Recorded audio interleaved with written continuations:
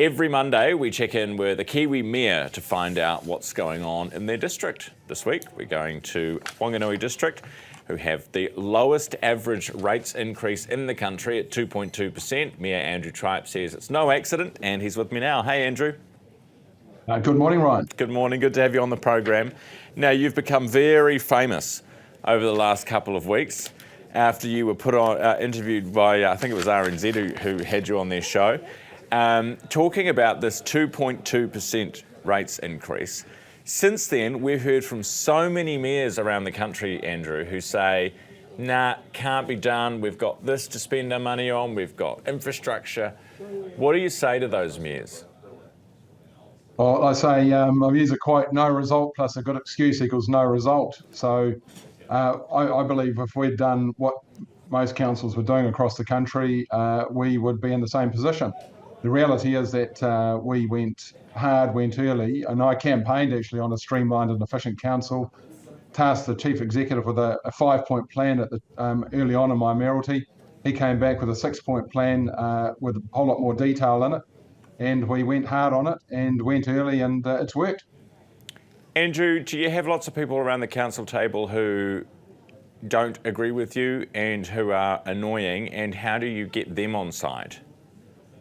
I'd say, no, we've got to actually a very cohesive council, but look, we need to have some annoying people around the table, so to speak, to challenge things. But the reality is in that 2.2% rates increase, that also includes paying off additional debt of 0.7 of that's additional debt.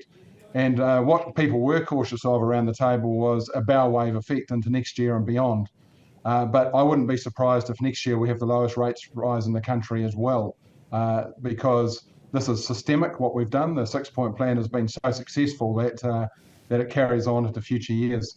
And not only that, but we've also, the Prime Minister's tasked us with doing the basics, investing in infrastructure, pipes and roads and footpaths and so on. And we've actually increased our investment in that as well, year on year.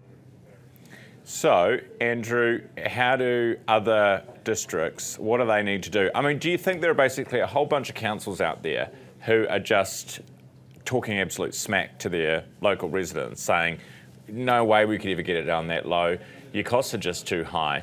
And with this idea of a rates cap, what do you think the cap should be? What would be a good amount? Yeah, well, rates capping, look, I think it would need to be a graduated rates capping system, because there is an infrastructure deficit across New Zealand, and we just can't pretend that we're going to have a rates cap straight away. But I'd like to see a graduated plan, maybe over 5-10 years or whatever, towards a rates cap of some kind. But let's think it through very carefully. Hey, apart from your good rates and your low rates increases, what's great about Whanganui?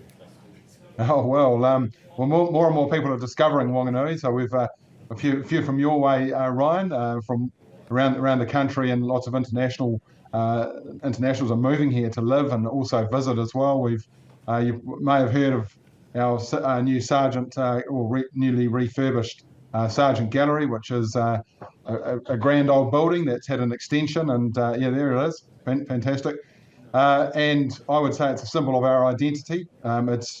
It captures what makes us different, and I would say the first is arts and creative. We're New Zealand's creative capital, and we're the home of New Zealand Glassworks, and we are New Zealand's only UNESCO City of Design, a designation given to us a couple of years ago.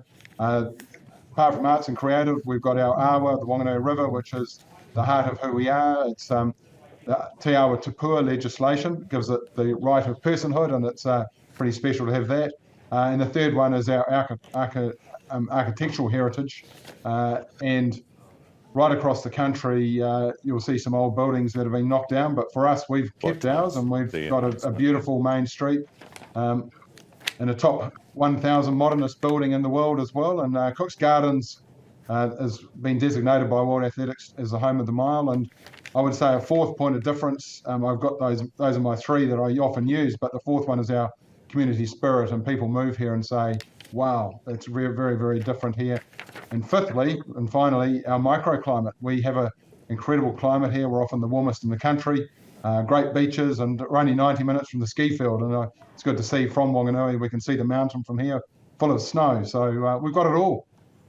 Andrew, appreciate that. Thanks so much for coming on the show this morning. Andrew Tripe, the Whanganui District Mayor.